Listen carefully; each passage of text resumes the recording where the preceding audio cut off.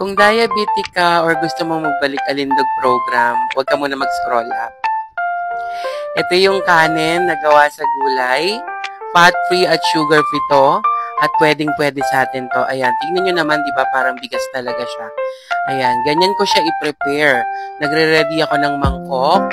Tapos, ayan, tignan nyo naman yung kanyang texture. Talagang kanin na kanin, di ba? Pag nalagay mo na siya sa mangkok, dapat magpakulo ka na ng tubig. Then, lagyan mo na yan. Ganyan, kita-kita mo ha. Dapat lagpas lang siya ng konti. Tapos, hahaluin mo yan para even yung tubig dun sa bigas. Ayan, diba? Nakita nyo hinahalo ko?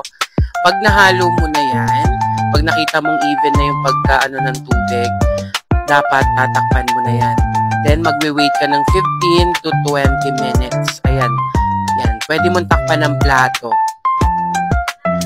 Ayan. Tignan nyo naman yung texture, diba? Sino magsasabing hindi yan tunay na kanin?